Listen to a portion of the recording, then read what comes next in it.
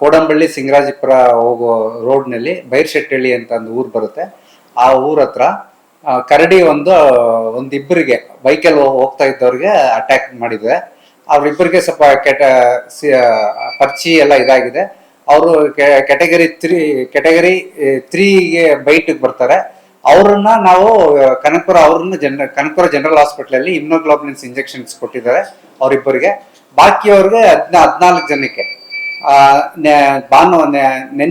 ನಿನ್ನೆ ಬಂದು 13 ಜನಕ್ಕೆ ಇಲ್ಲಿ ಜನರಲ್ ಹಾಸ್ಪಿಟಲ್ ಚನ್ನಪಟ್ಟಣದಲ್ಲಿ ರೇಬಿಸ್ ವ್ಯಾಕ್ಸಿನ್ಸ್ ತಗೊಂಡಿದ್ದಾರೆ. ಅವ್ರಿಗೇನು ಇದಾಗಿರ್ಲಿಲ್ಲ.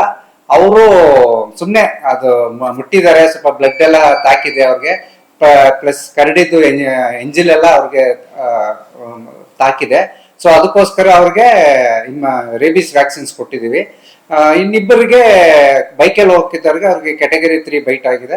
ಅವ್ರನ್ನ ಕನಕಪುರ ಜನರಲ್ ಹಾಸ್ಪಿಟಲ್ ಅಲ್ಲಿ ಇಮ್ಯುನೋಗ್ಲೋಬುಲಿನ್ಸ್ ವ್ಯಾಕ್ಸಿನ್ಸ್ ಕೊಡ್ಸಿದೀವಿ.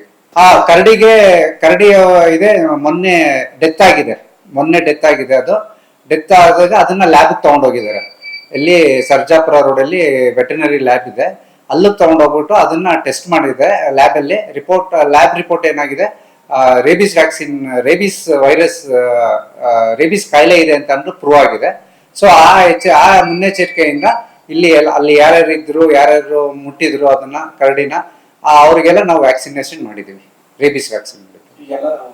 ಇವಾಗೆಲ್ಲ ಆರಾಮಿದ್ದಾರೆ, ಏನ್ ತೊಂದರೆ ಇಲ್ಲ. ಸೊ ಭಯದಿಂದ ಸ್ವಲ್ಪ ಮಾಡ್ಕೊಂಡಿದ್ದಾರೆ ಅಷ್ಟೇ. ಭಯದಿಂದ ವ್ಯಾಕ್ಸಿನ್ಸ್ ಎಲ್ಲ ಕೊಟ್ಟಿದ್ದೀವಿ. ಆ ವ್ಯಾಕ್ಸಿನ್ಸ್ ಇಂದ ಯಾರಿಗೂ ಏನು ಪ್ರಾಬ್ಲಮ್ ಏನಾಗೋದಿಲ್ಲ. ಏನ್ ಕರಡಿ ಅವತ್ತು ನಾವು ರೆಸ್ಕ್ಯೂ ಮಾಡಿ ಅದನ್ನ ತಂದು ನಾವು ಅಲ್ಲಿ ಚಿಕಿತ್ಸೆ ನೀಡಿ ಅದನ್ನ ಬನ್ನೇರಘಟ್ಟ ನ್ಯಾಷನಲ್ ಪಾರ್ಕ್ ಅಲ್ಲಿ ಅದನ್ನ ಹೆಚ್ಚಿನ ಇದಕ್ಕೋಸ್ಕರ ಕಳಿಸ್ಕೊಡಲಾಗಿತ್ತು ಮೇಲಧಿಕಾರಿಗಳ ಆದೇಶದಂತೆ.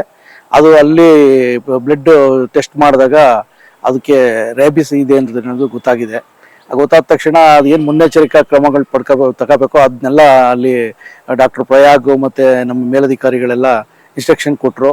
ಅದರಂತೆ ನಾವು ಇಲ್ಲಿ ಏನಾವತ್ತು ರೆಸ್ಕ್ಯೂ ಆಪರೇಷನ್ ಇದ್ರು ನಮ್ಮ ಚನ್ನಪಟ್ಟಣ ವಲಯ, ಸಾತ್ನೂರು ವಲಯದಿಂದ ಏನು ಇದ್ರೋ ಅವ್ರಿಗೆಲ್ಲರಿಗೂ ನಾವು ಚನ್ನಪಟ್ಟಣ ಸಾರ್ವಜನಿಕ ಹಾಸ್ಪಿಟ್ಲಲ್ಲಿ ಒಂದು 22 ಜನಕ್ಕೆ ವ್ಯಾಕ್ಸಿನ್ ಮಾಡುವ ಮುಖಾಂತರ ಚಿಕಿತ್ಸೆ ನಡೆಸಲಾಗಿದೆ.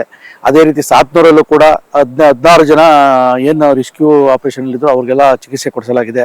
ಅದೇ ರೀತಿ ತಮ್ಮಣ್ಣ ಅನ್ನೋರು ಅವತ್ತು ರೈತರು, ಅವರು ಒಂದು ಸ್ವಲ್ಪ ಚಿರತೆ ಹಿಡಿಯುವಂಥ ಸಂದರ್ಭದಲ್ಲಿ ಅವ್ರಿಗೂ ಕೂಡ ಗಾಯ ಆಗಿತ್ತು. ಅವ್ರಿಗೂ ಕೂಡ ಮುನ್ನೆಚ್ಚರಿಕೆ ಕ್ರಮವಾಗಿ ವ್ಯಾಕ್ಸಿನ್ ಕೊಡಿಸಿ ಮತ್ತೆ ಅದಕ್ಕೆ ಉಂಡ ಸುತ್ತ ಚಿಕಿತ್ಸೆ ನೀಡಿ ಅದನ್ನ ಅವ್ರಿಗೂ ಕೂಡ ವ್ಯಾಕ್ಸಿನ್ ಕೊಡಿಸಲಾಗಿದೆ. ಅದೇ ರೀತಿ ಗ್ರಾಮದಲ್ಲಿ ಎಚ್ಚರಿಕೆ ತಿಳಿಸೋಕ್ಕೋಸ್ಕರ ಸಿಂಗರಾಜಪುರದ ಗ್ರಾಮದಲ್ಲಿ ಗ್ರಾಮ ಸಭೆ ಮೂಲಕ ಎಲ್ಲರೂ ವ್ಯಾಕ್ಸಿನ್ ತಗೋಬೇಕು, ಈ ಥರ ಜಾನುವಾರುಗಳಿಗೆಲ್ಲ ವ್ಯಾಕ್ಸಿನ್ ತಗೋಬೇಕು ಅಂತೇಳಿ ಅವ್ರಿಗೆ ಮುನ್ನೆಚ್ಚರಿಕಾ ಕ್ರಮವಾಗಿ ಅವ್ರಿಗೂ ಕೂಡ ಎಲ್ಲ ಮಾಹಿತಿನ ನೀಡಲಾಗಿದೆ.